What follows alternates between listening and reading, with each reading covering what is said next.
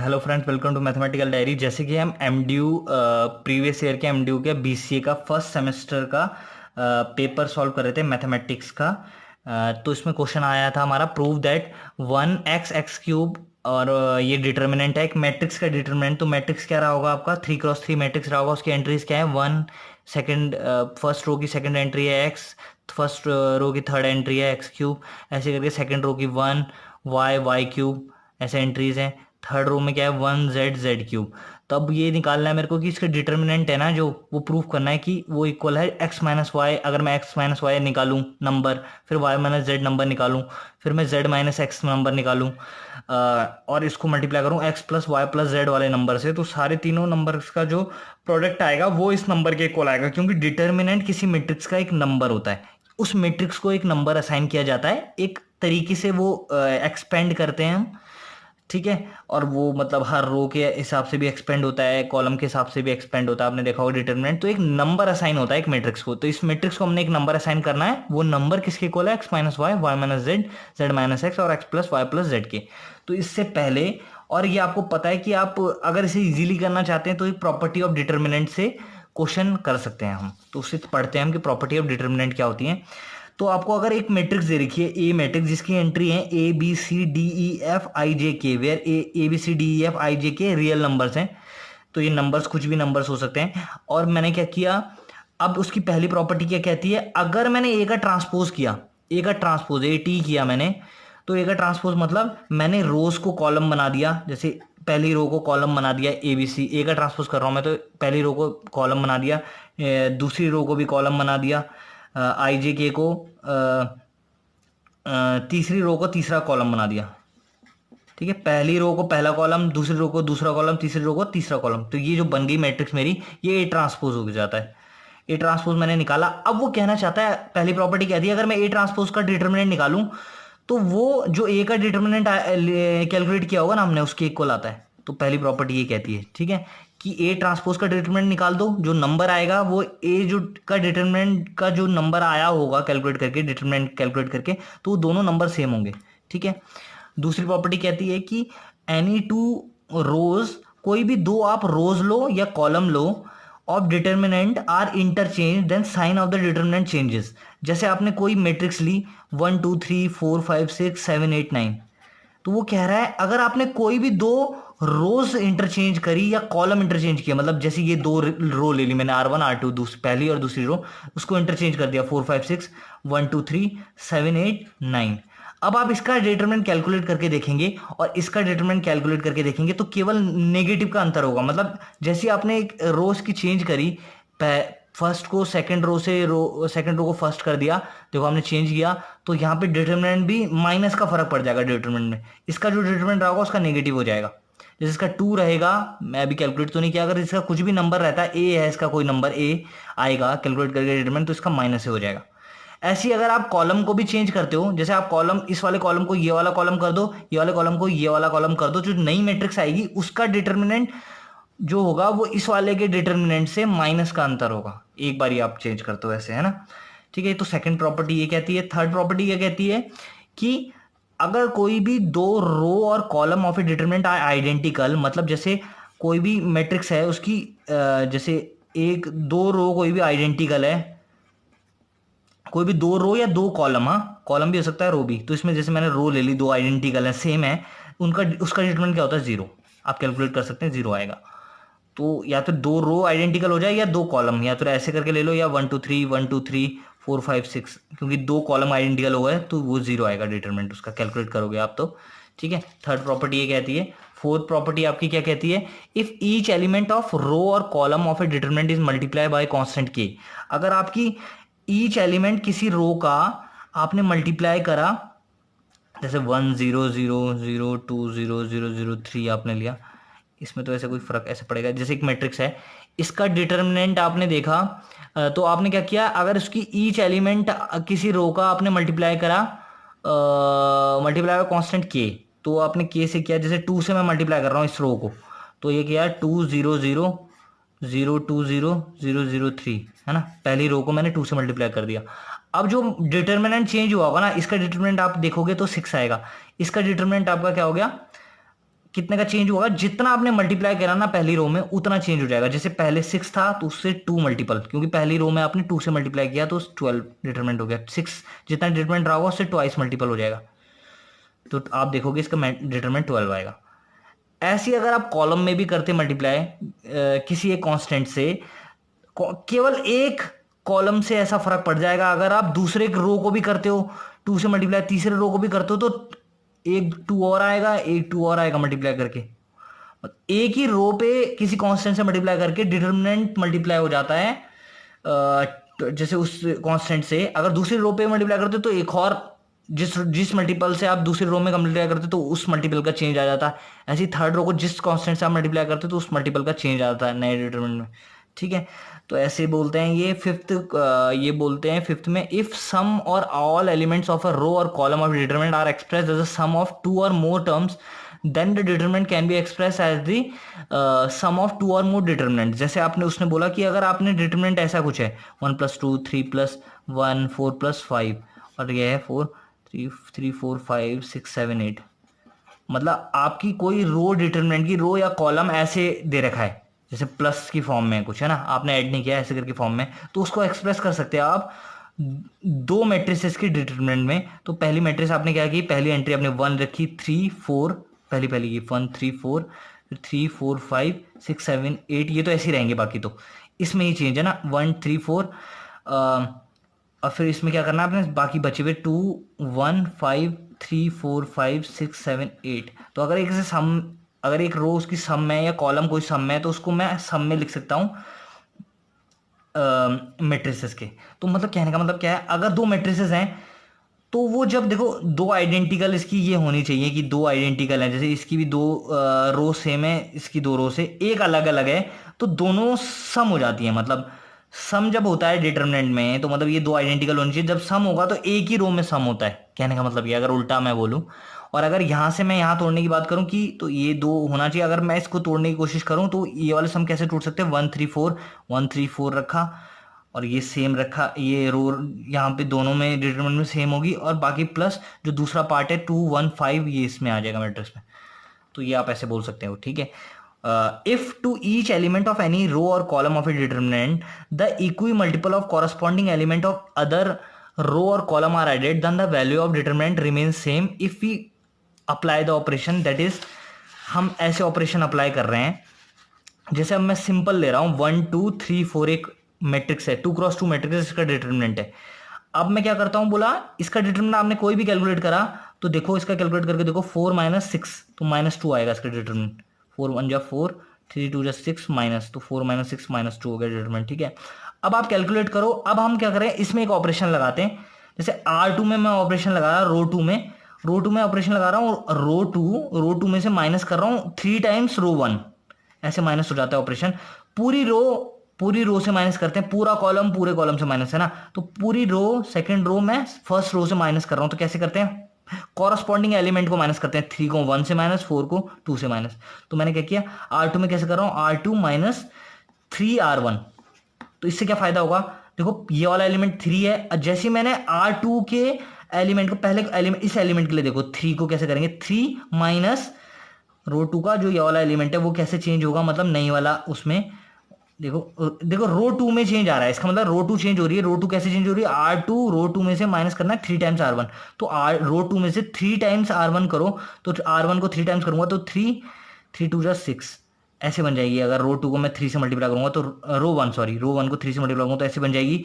और मैं R2 क्या है मेरी 3 4, तो अब मैंने क्या करना है, R2 में से माइनस करना है 3 टाइम्स R1 मैंने कर चुका है 3 टाइम्स, तो रो को ऐसे मल्टीप्लाई कर दिया। अब इनको माइनस करूंगा तो 3 कॉरस्पॉन्डिंग के एंट्रीज माइनस होंगी, तो 3 - 3 0, 4 - 6 -2, तो ये आपके नई एंट्रीज आ गई रो 2 की जो चेंज हुई है।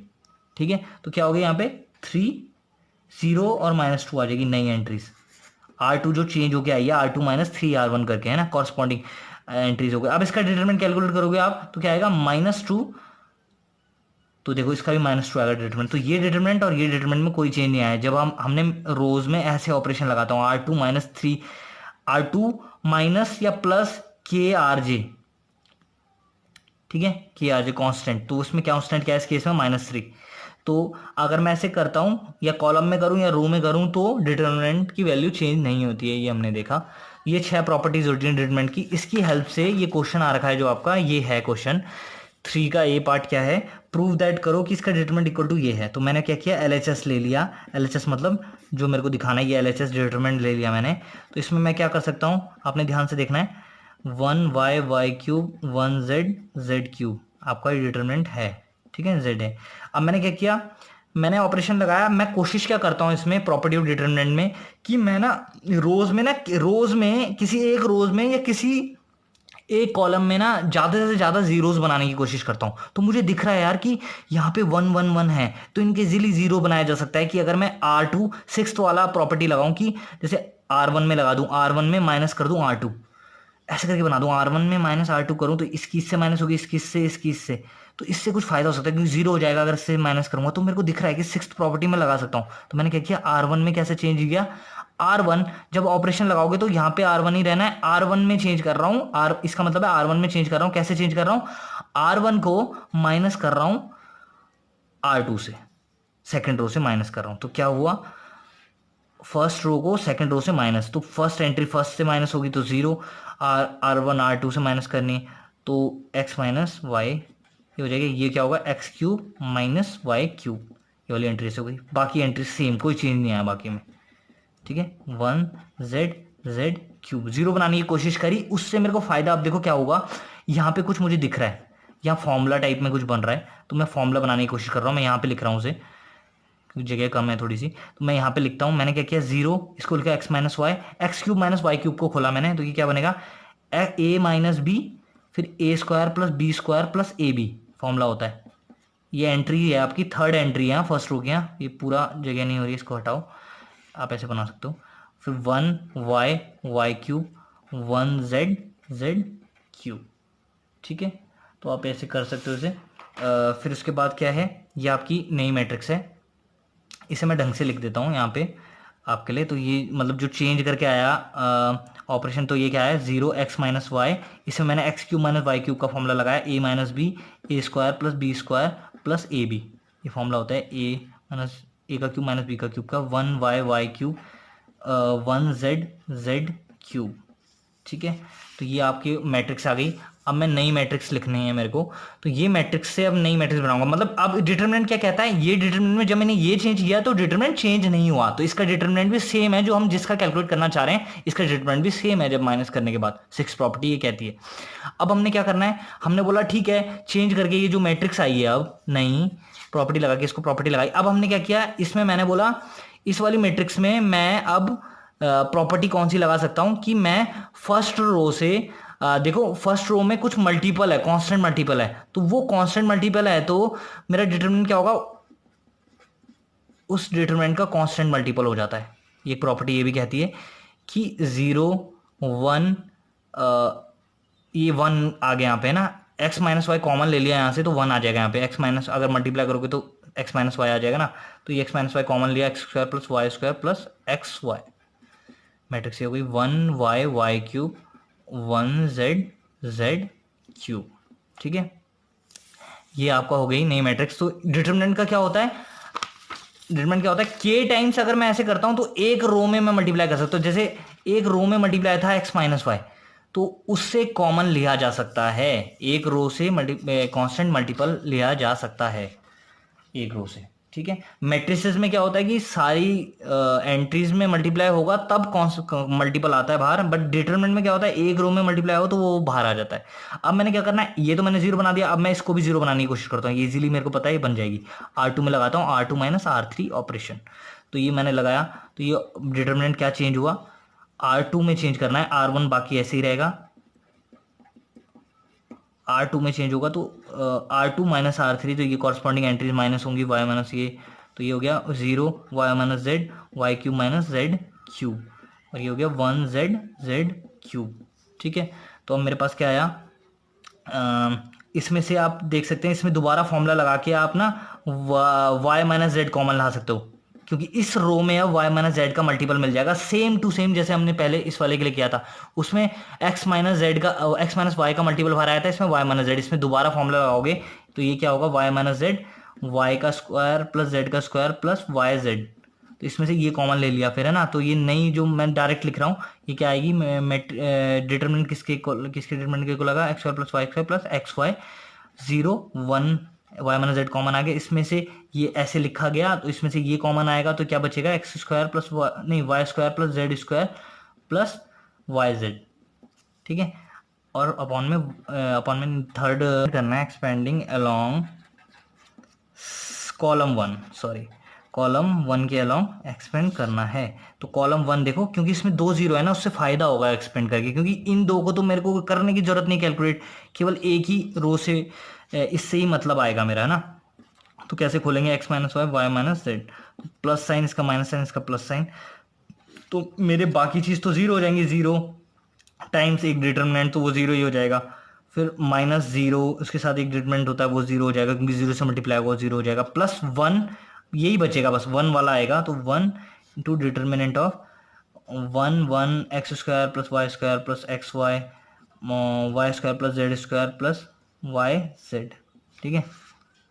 That implies x minus y y minus z, ठीक है। इसका डिटरमिनेंट आपका क्या खुलेगा, y square plus z square plus y z minus x square plus minus y square minus x y, ये तो जीरो हो जाएंगे, ये ऐसे खुल जाएगा आपका। फिर क्या हो जाएगा, x minus y y minus z multiple में अंदर क्या हो जाएगा आपका, x y y z square minus y square से वाई स्क्वायर कैंसिल हो जाएगा आपका, तो ये क्या बचेगा अंदर, y z x y z और एक्स वाई, तो हमारे पास बचेगा इसमें से हम क्या करेंगे, z square minus x square एक साथ रखेंगे plus y z minus x y, इन दोनों को एक साथ रखा, इन दोनों को एक साथ रखा, ठीक है। तो हमारे पास क्या बचा, x minus y y minus z, इसका क्या हो गया, a square minus b square क्या हो गया, a plus b a minus b, इसमें से क्या किया मैंने, इन दोनों में से y कॉमन लिया तो z माइनस एक्स बचेगा अंदर, है ना, y कॉमन लिया तो z माइनस एक्स, अगर मल्टीप्लाई करोगे तो वापस यहीं पहुंच जाओगे, तो ये ऐसे किया, इसमें x square plus y a square minus b square का फॉर्मूला लगा, ठीक है, x minus y y minus z. अब क्या करना है देखना, इन दोनों में कॉमन क्या चीज़ है, जेड माइनस एक्स इसमें भी, जेड माइनस एक्स इसमें भी, तो जेड माइनस एक्स कॉमन लिया तो अंदर क्या बचेगा, z plus x plus y, z minus x जैसी कॉमन लिया आपने तो एक्स प्लस मतलब एक्स जेड प्लस एक्स यहीं पे रहेगा, यहाँ पे वन बचेगा तो one times z plus x ही आएगा, प्लस जेड माइनस एक्स जैसी बाहर आया तो वाई आ गया यहाँ पे। तो अब आपका डिटर्मिनेंट क्या कैलकुलेट करना था कि इसकी इक्वलिटी किसके इक्वल आता है डिटर्मिनेंट, तो हमें कैलकुलेट करना था जो हमारा डिटर्मिनेंट है, डिटर्मिनेंट की वैल्यू हमें यही निकालनी थी कि x minus y y minus z और z minus x into x plus y plus z के इक्वल है, तो ये equal to R H S है और हमें यही प्रूफ करना था, तो हैंस प्रूफ्ड है। अगर आपने इस वीडियो से कुछ सीखा तो लाइक ज़रूर करें, और अगर अगर औरों तक पहुंचानी है वीडियो तो शेयर करें, और आगे देखते रहने वाले चैनल को सब्सक्राइब करें। धन्यवाद।